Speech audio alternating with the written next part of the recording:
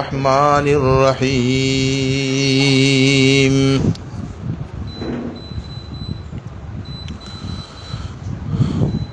قل إن كنتم تحبون الله فاتبعوني يحببكم الله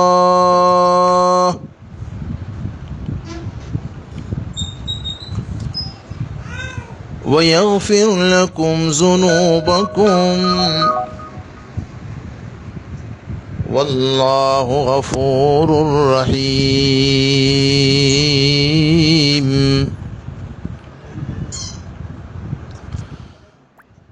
صدق الله مولانا العظيم وصدق رسوله النبي الأمي الكريم ونحن على ذلك لمن الشاهدين والشاكرين والحمد لله رب العالمين.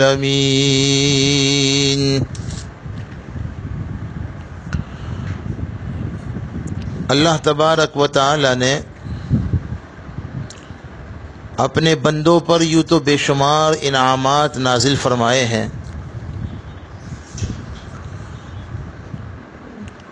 قرآن پاک کی وہ آیت کریمہ جس میں حق تعالی نے اس حقیقت کو بیان فرمایا ان تعدوا نعمت اللہ لا تحصوها، یہ سچی حقیقت ہے کہ اللہ کی نعمتوں کو شمار کرنا کسی کے بس کی بات نہیں ہے.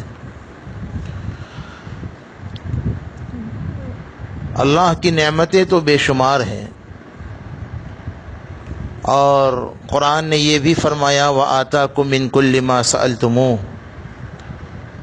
بہت سی نعمت، اس کا ایک مطلب مفسرین یہ فرماتے ہیں کہ بہت سی نعمتیں اللہ نے تمہیں وہ دی ہیں جس کو تم نے مانگا بھی نہیں. تمہارے سوال کے بغیر، تمہاری طلب کے بغیر. ظاہر ہے ہم نے زندگی کتنی بڑی نعمت ہے، یہ زندگی کی نعمت ہم نے اللہ سے کب مانگی تھی. ایمان کتنی بڑی نعمت ہے، ایمان کی نعمت کا سوال ہم نے اللہ سے کب کیا تھا. حالانکہ اپنی دعاؤں میں یہ ضرور مانگنا چاہیے کہ اے اللہ جب آپ نے اپنے کرم سے ہمیں زندگی کی نعمت عطا فرمائی تو اس کی حفاظت کرنے کی بھی ہمیں توفیق عطا فرما. حضور نے فرمایا زندگی کی قدر مرنے والوں سے پوچھو، جوانی کی قدر بوڑھوں سے پوچھو، اور تندرستی کی قدر بیماروں سے پوچھو، فرصت کی قدر مشغولیت والوں سے پوچھو، اور غربت کی قدر، مالداری کی قدر غریبوں سے پوچھو. بہرحال بے شمار نعمتیں اللہ نے بغیر طلب کیے ہوئے ہمیں عطا فرمائی ہیں. لیکن میں اپنی بات کو نہ پھیلاتے ہوئے یہ عرض کرنا چاہتا ہوں، دو نعمتیں ایسی ہیں جس پر خود منعم کو ناز ہے. منعم اللہ ہے، نعمتیں دینے والے اللہ ہیں. اللہ نے کسی نعمت پر احسان کو نہیں جتلایا، لیکن دو نعمتیں چونکہ بہت عظیم الشان ہیں اس لیے ان دو نعمتوں پر احسان کو اللہ نے قرآن میں جتلایا ہے. پہلی نعمت دین اسلام کی ہدایت. بل اللہ یمن علیکم ان ہداکم للایمان. بہت بڑی نعمت ہے. اپنے ایمان کی حفاظت کی فکر بہت ضروری ہے. ایمان کی حفاظت کیسے ہوگی انشاءاللہ ہم کوشش کریں گے اسے آج بتلانے کی. جن دو نعمتوں کو اللہ نے، بے شمار نعمتوں میں سے جن دو نعمتوں کو اللہ نے بطور خاص بتلایا اور گویا ان دو نعمتوں کے احسان کو اللہ نے جتلایا. پہلی نعمت دین اسلام کی ہدایت ہے، اور دوسری نعمت رحمت للعالمین سید الاولین والآخرین جناب محمد الرسول اللہ صلی اللہ علیہ وسلم کی بعثت ہے. لقد من اللہ علی المؤمنین اذ بعث فیہم رسولا. تو دین اسلام کی ہدایت یہ وہ نعمت ہے کہ اللہ نے اسے جتلایا ہے کہ ہم نے تمہیں یہ نعمت دی ہے۔ اور اسی طرح نبی رحمت کی بعثت، حضور کی بعثت بہت بڑی نعمت ہے۔ اس نعمت کا حق یہ ہے کہ ہم اس کی قدر کریں۔ دین اسلام کی ہدایت کی قدر یہی ہے کہ ہم اس کی حفاظت کا اہتمام کریں۔ جیسے ہم اپنی جان کی حفاظت کرتے ہیں، اس سے زیادہ ایمان کی حفاظت ضروری ہے۔ جان کے چلے جانے سے اتنا نقصان نہیں ہے جتنا ایمان کے چلے جانے سے نقصان ہے۔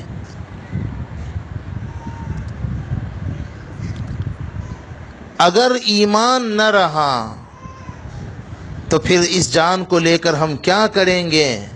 اس زندگی کو لے کر کیا کریں گے جو اللہ کی نافرمانی کے ساتھ گزرے؟ ایک حدیث پاک کا خلاصہ یہ ہے، عجیب بات، حدیث پاک کا خلاصہ یہ ہے، حق تعالی کو نافرمانی والی زندگی سے فرما برداری والی موت زیادہ پسندیدہ ہے۔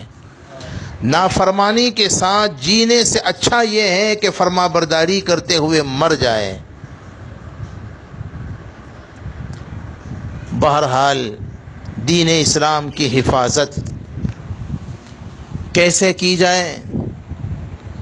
اس کے لیے آقا مکی محمد عربی سبز گنبد کے مکی فدا ہو روحی و ابی و امی جناب محمد الرسول اللہ صلی اللہ علیہ وسلم کی ہدایات اور تعلیمات پر عمل کرنا، ایمان کی حفاظت کے لیے حضور کی تعلیمات اور ہدایات پر عمل کیے بغیر کوئی شخص اپنے ایمان کی حفاظت کر ہی نہیں سکتا۔ بالکل صاف بات ہے، کوئی اختلافی بات نہیں۔ اگر ہم چاہتے ہیں کہ دولت ایمان کی ہم حفاظت کریں، یاد رکھو عجیب نکتہ علماء نے حضرت یوسف علیہ السلام کے قصے میں بیان کیا ہے۔ تفصیلات تو بہت کچھ ہیں، لیکن میں تفصیلات میں نہ جاتے ہوئے یوسف علیہ السلام کے جو بھائی بنیامین جب یوسف علیہ السلام کے طلب کرنے پر بنیامین تشریف لائے، اب چاہتے تھے پہلے ہی بنیامین سے کہہ دیا انی انا اخوک، میں تمہارا بھائی یوسف ہوں۔ بنیامین مطمئن ہو گئے۔ اب حضرت یوسف علیہ السلام چاہتے تھے کہ کسی طرح بنیامین ہمارے پاس رہ جائے، لیکن آپ علیہ السلام بادشاہ وقت بھی ہیں، آپ کا فیصلہ کوئی معمولی فیصلہ نہیں، بہت سوچ کر سارے حالات کو سامنے رکھتے ہوئے اللہ نے ایک تدبیر آپ کو سجھائی۔ یوسف علیہ السلام نے، میں بالکل تفصیل میں جانا تو نہیں چاہتا، اپنے اصل موضوع پر آنا چاہتا ہوں۔ آج ہمارے عزیز دوستوں نے ہمارے بیان کے لیے جو موضوع منتخب کیا، حضور سے محبت کیسے پیدا ہو، میں انشاءاللہ اس بہترین موضوع پر آنا چاہتا ہوں، لیکن اس سے پہلے اسی موضوع کی یہ تمہید ہے۔ ہم نے عرض کیا کہ ایمان بہت بڑی نعمت ہے، دین اسلام کی ہدایت بہت بڑی نعمت ہے، اور حضور کی بعثت بہت بڑی نعمت ہے۔ دین اسلام کی ہدایت کی قدردانی یہ ہے، اور ایمان کی حفاظت کی جائے، اور ایمان کی حفاظت کے لیے حضور کی تعلیمات اور ہدایت پر عمل ضروری ہے۔ ایمان اگر محفوظ رہ گیا تو پھر زندگی میں انجام بہتر ہوگا، اور قبر پھر جنت کا باغیچہ ہے، اور آخرت کی ساری منازل پھر آسان ہے، اور جنت ہمارا آخری ٹھکانہ ہے انشاءاللہ۔ اس کی مثال علماء نے یوں سمجھائی کہ یوسف علیہ السلام اپنے بھائی بنیامین کو اپنے پاس رکھنا چاہتے تھے، اس کے لیے ایک تدبیر ہی اختیار کی کہ شاہی پیالہ آپ نے بنیامین کے سامان میں رکھوا دیا غلے کے ساتھ۔ مشہور واقعہ ہے، سورہ یوسف 13ویں پارے میں شروع میں یہ واقعہ موجود ہے، اور بنیامین کو صورتحال سے مطلع کر دیا۔ سارے بھائیوں کو غلہ دے کر روانہ کر دے، جس میں بنیامین بھی روانہ ہو گئے۔ بعد میں یوسف علیہ السلام نے کہا بھائی ہمارا پیالہ لاؤ، پانی لاؤ جس میں ہم پانی وغیرہ پیا کرتے ہیں۔ تلاشی لی گئی تو پیالہ، شاہی پیالہ ندارت۔ خلاصہ یہ ہے کہ شاہی کارندوں نے آنے والے کنعانی قافلے پر شک کیا اور پکارا ایتھا العیر انکم لسارقون، قافلے والوں تم نے چوری کی ہے۔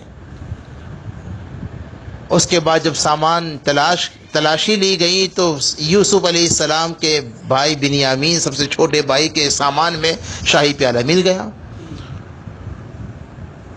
اس زمانے کے شاہی قانون کے مطابق اس کی سزا پھر یہ ہوئی کہ اسے گرفتار کر لیا جائے اور وہیں پر قید کر دیا جائے۔ تو اس طرح یوسف علیہ السلام نے اپنے بھائی کو اپنے پاس رہنے کی یہ ایک تدبیر اختیار کی تھی۔ علماء نے یہاں نقطہ یہ بیان فرمایا، جیسے یوسف علیہ السلام نے خود ہی بنیامین کے سامان میں اپنا شاہی پیالہ رکھا تھا، تلاشی لینے کے بعد جو وہ پیالہ مل گیا تو یوسف علیہ السلام کا قرب بنیامین کو حاصل ہو گیا، شاہی دربار میں انہیں رہنا نصیب ہو گیا۔ اسی طرح اللہ تبارک و تعالی نے ایمان کا پیالہ ہر مسلمان کے دل میں رکھ دیا۔ اس پیالے کی چیکنگ ہوگی مرنے کے بعد پہلے ہی مرحلے میں قبر میں۔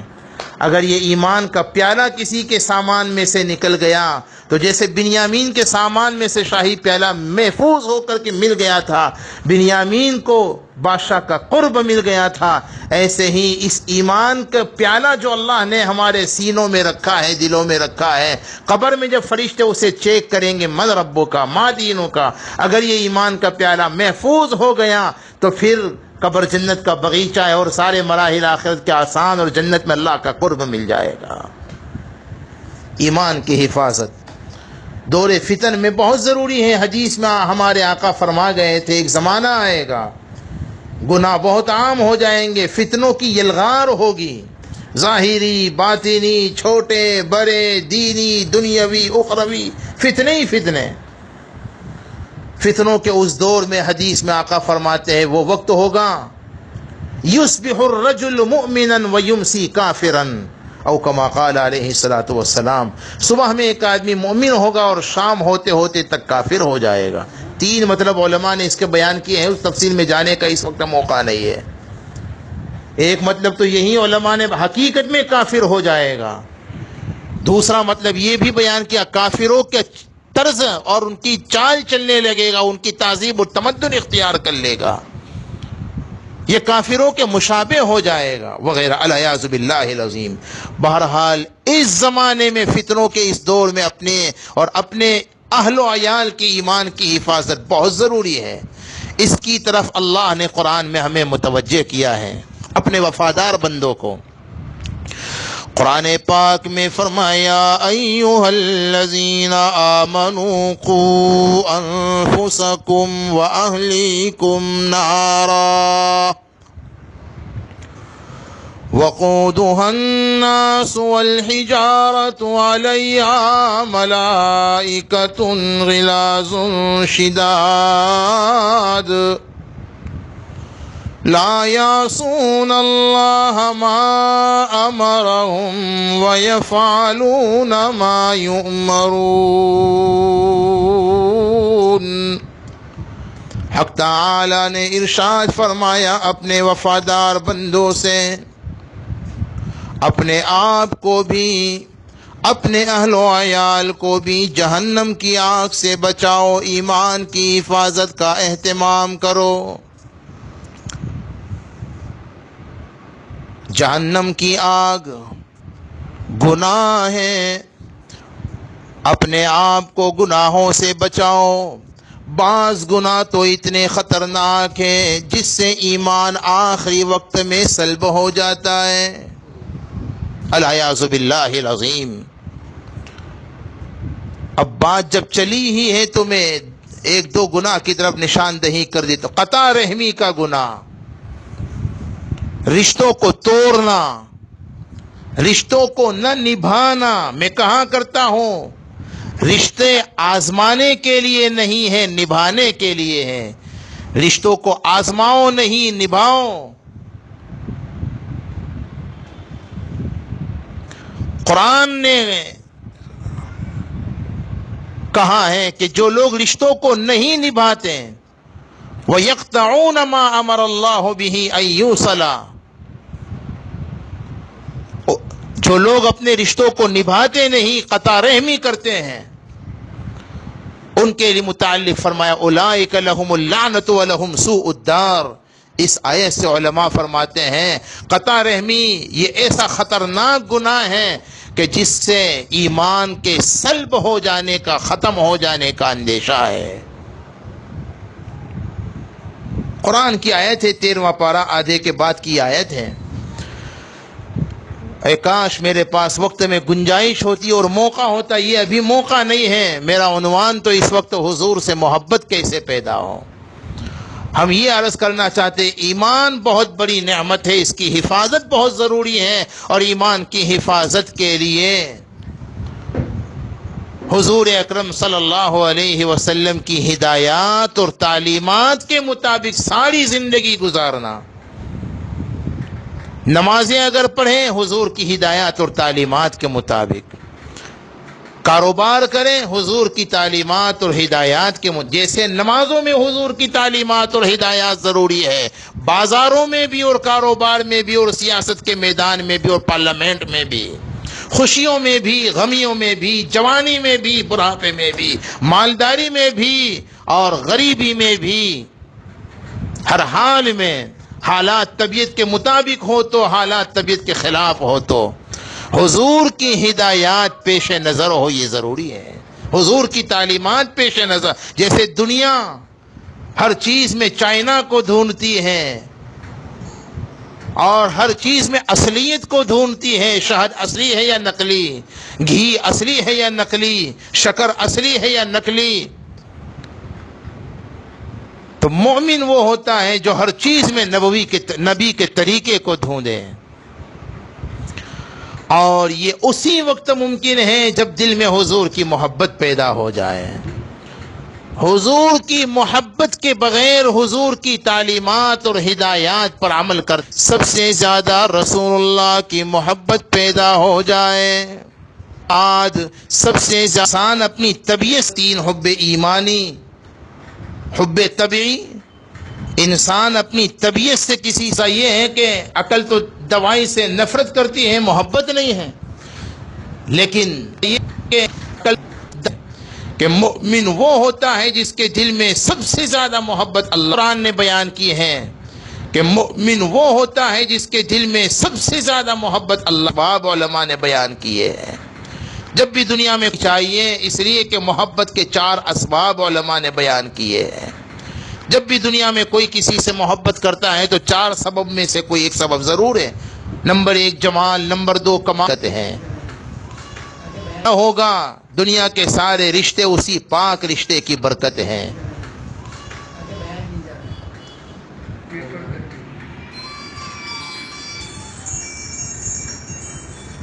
دارن تو تنہا داری با ہم دارن تو تنہا داری